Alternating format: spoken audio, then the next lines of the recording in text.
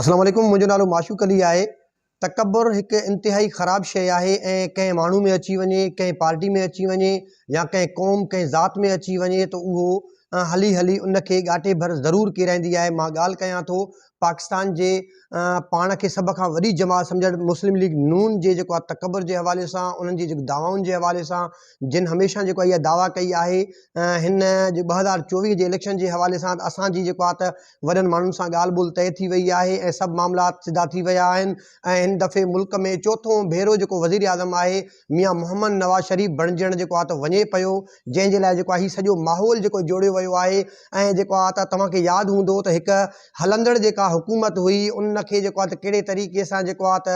नो confidence जो जेको आहे त वोट आणे करे जेको आहे त उहो चूंडूं कराए उनखे कहिड़े तरीक़े सां जेको वोट ख़रीद करे ऐं उन खां बाद में जेको आहे त इमरान ख़ान जी हुकूमत ख़तमु करे उन खां पोइ जेको आहे त गॾियल तौर ते जेको आहे PDM जेको जमात जेको आहे गॾियल तौर ते जेको जमायतूं हुयूं उन्हनि जी हिकु हुकूमत मुसलत कई वई। ऐं उन खां पोइ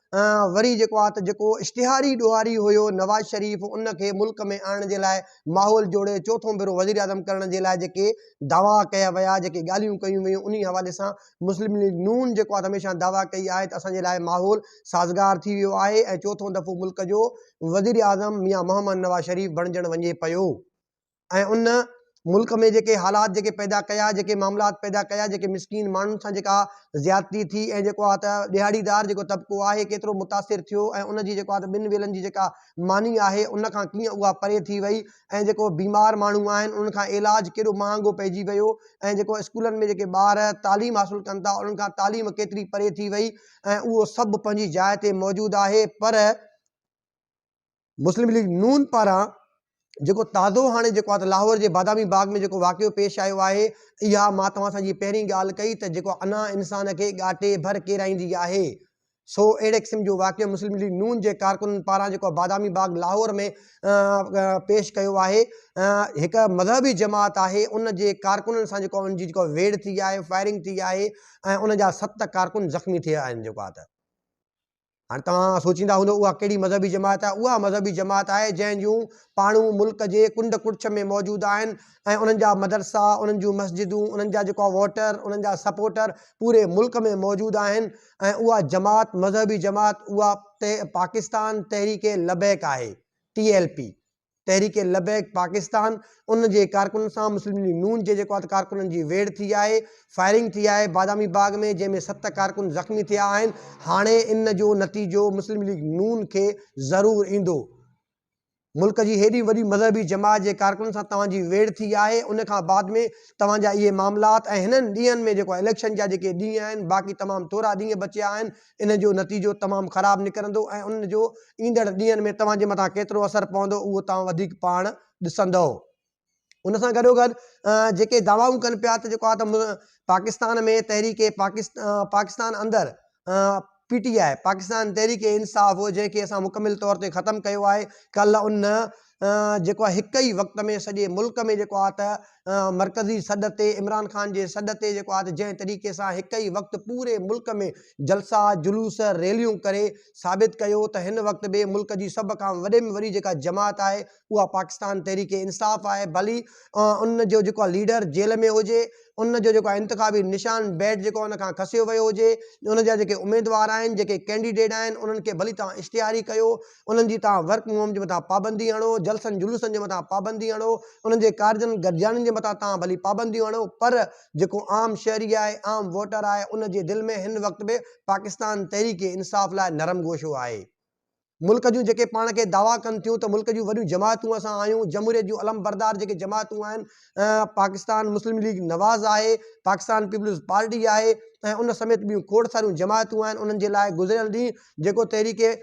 पाकिस्तान जे जेको रैलियूं निकितियूं उहो जेको आहे हिकु वॾो सबक़ु हुयो ऐं उन्हनि जेको उनखे वॾो परेशान कयो आहे। उनजो हिकिड़ो ताज़ो मिसाल जेको तव्हांखे ॿुधायां त कल्ह DI खान में डेरा इस्माइल खान में जेको शेर अफ़ज़ल मरवत जेका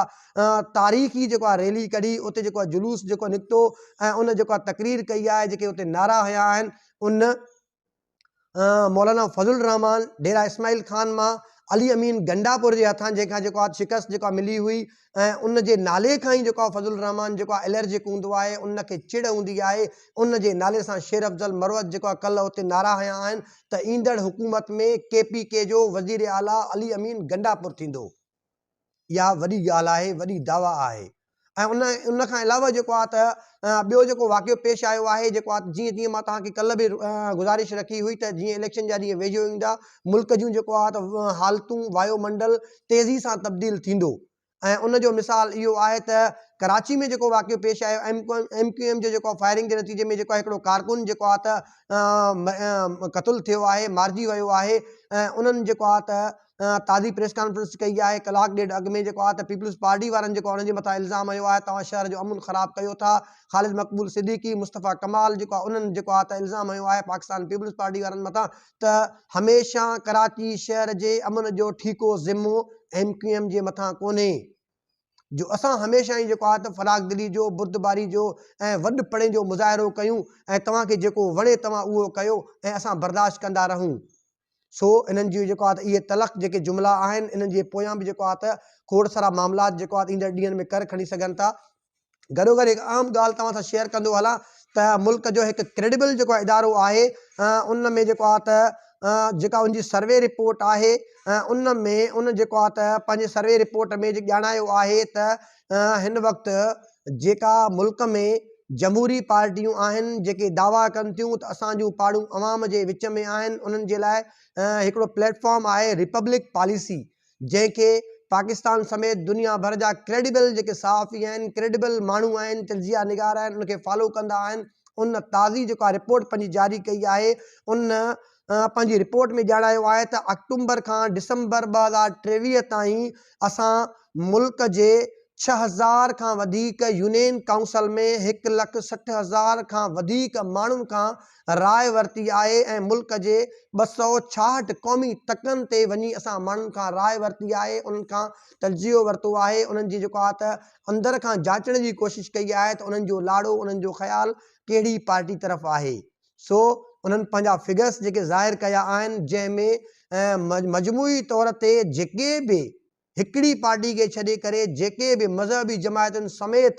जेके बि पार्टियूं आहिनि उन सभिनि जो जेको आहे टोटल जेको फिगर वञी बीहे थो 47% मुल्क जूं सभु जमायतूं हिकिड़े पासे, 53% सिर्फ़ु ऐं सिर्फ़ु हिकिड़ी जमायत हिकिड़े पासे, उहा आहे पाकिस्तान तहरीक इंसाफ़, जंहिंखे मुल्क जो नौजवान, मुल्क जी जेको आहे त औरत ऐं मुल्क जो जेको आहे त जेको पीरसन आहे, मुल्क जो जेको वापारी आहे, मुल्क जो जेको आहे त शहरी आहे, सरकारी माण्हू आहे ऐं उहो सभु माण्हू जुमिले 53% जेको आहे त 266 क़ौमी तकनि ते जेका सर्वे आहे उहा सर्वे रिपोर्ट जेका उन्हनि पंहिंजी जारी कई आहे त जेको आहे त जेके माण्हू आहिनि 53% उहो सिर्फ़ु ऐं सिर्फ़ु पाकिस्तान तहरीक इंसाफ़ खे सपोर्ट कनि था ऐं उन्हनि जो ख़्यालु इहो आहे त मुल्क जी इहा ई जमायत आहे इक़्तिदार में अची करे मुल्क जो जेको आहे ॿुॾियल जेको आहे त हालत में जेको ॿेड़ो आहे उनखे जेको आहे त पार करे सघे थो। मुल्क में जेका महांगाई आहे, मुल्क में जेका बेरोज़गारी आहे, मुल्क जी जेके हालतूं जेको आहे त ख़राब थी वियूं आहिनि, इंटरनल मामलात आहिनि, बैरूनी मामलात आहिनि, पाकिस्तान जो जेको बैनुल अक़वामी सतह ते जेको इमेज मुतासिर आहे उनखे बहाल करण जी वाहिद जमात पाकिस्तान तहरीक इंसाफ़ आहे, उहा ई करे सघे थी। इहो त हिकु जेको प्लेटफॉर्म आहे जेको जेको आहे उन्हनि जेको आहे त पंहिंजी जेको आहे त सर्वे रिपोर्ट पधरी कई आहे, पर कल्हो के जलसे खां बाद में बि जेके चङनि भलनि माण्हुनि जूं जेको अखियूं खुली वियूं आहिनि ऐं उन्हनि जा दिमाग़ जेको कमु करणु छॾे ॾिनो आहे त जेको आहे असांजी नज़र में पाकिस्तान तहरीक इंसाफ़ ख़तमु थी चुकी हुई, जंहिंजो को निशान कोन्हे, जंहिंजो लीडर कोन्हे ऐं उनजे बावजूदि बि जेको आहे एॾे तइदाद में माण्हू उनखे सपोर्ट कनि था, इहा वॾी ॻाल्हि आहे ऐं उनखे परेशान कंदड़ पिणु आहे। अञा 8 फरवरी में ॾींहं पिया आहिनि ऐं ॾींहों ॾींहुं मुल्क जूं हालतूं तेज़ी सां तब्दील थींदियूं पियूं वञनि ऐं ॾिठो वञे त जेको आहे ईंदड़ ॾींहं में जेको आहे त पाकिस्तान तहरीक इंसाफ़ जो जेको चेयरमैन आहे इमरान ख़ान, उनजे हवाले सां जेको साइफ़र केस आहे उन जे जेको आहे त ॿुधण में बि जेको आहे तेज़ी आंदी पई वञे ऐं जेको आहे त उन्हनि जो कोशिशि जेका धुरियूं आहिनि उन्हनि जी इहा आहे त इमरान ख़ान खे कंहिं तरीक़े सां जेको उनखे सज़ा ॾेई करे जेको आहे त या त 14 साल सज़ा ॾिनी वञे या त उनखे फाही जी सज़ा ॾिनी वञे, पर पाकिस्तान हिन वक़्तु अहिड़ी कंहिं बि सज़ा अहिड़ी कंहिं बि फ़ैसिले जो मुतहमिल नाहे, बर्दाश्त करण जी सघ कोन थो रखे। ख़ुदा न ख़ास्ता अगरि अहिड़ो को वाक़ियो पेश आयो, अहिड़ो को फ़ैसिलो ॾिनो वियो त जेको आहे हीउ उहो वक़्तु नाहे त ज़ुल्फ़िकार अली भुट्टो खे फाही ॾिनी वई, कंहिंखे ख़बर न पई ऐं रिएक्शन कोन आयो। 2007 में जेको आहे त मोहतरमा शहीद खे रावलपिंडी बाग में गोली हणी शहीद कयो वियो। उन जो जेको आहे त माना वरी बि जेको आहे मुल्क खे बचाव जे लाइ आसिफ़ ज़रदारी जेको आहे नारो हयो हुयो पाकिस्तान खपे, तमामु धुरियुनि खे वरी बि यकजा कयो हुयो, पर हिन वक़्तु जेका पोज़ीशन आहे को बि सानियो बर्दाश्त करण जी सघ पाकिस्तान ख़ासि तौर ते नथो रखे। ईंदड़ ॾींहनि में मुल्क जूं हालतूं तेज़ी सां तब्दील थींदियूं, जीअं जीअं अपडेट्स हूंदा तव्हां ताईं पहुचाईंदासीं। मुंहिंजो यूट्यूब चैनल आहे माशूक खोसो ऑफिशियल नाले सां, उनखे सब्सक्राइब कयो, बेल आइकन जो बटन आहे उनखे दॿायो। मुंहिंजो सोशल मीडिया ते पेज आहे माशूक अली खोसो नाले सां, उनखे वधि खां वधि फॉलो कयो, लाइक कयो, कमेंट कयो, त जीअं अपडेट्स आहिनि ऐं मुंहिंजी तमामु वीडियोज़ आहिनि तव्हां ते पहुची सघनि। वरी नए प्रोग्राम ताईं पंहिंजे मेज़बान माशूक अली खोसो खे इजाज़त ॾींदा। वॾी महिरबानी।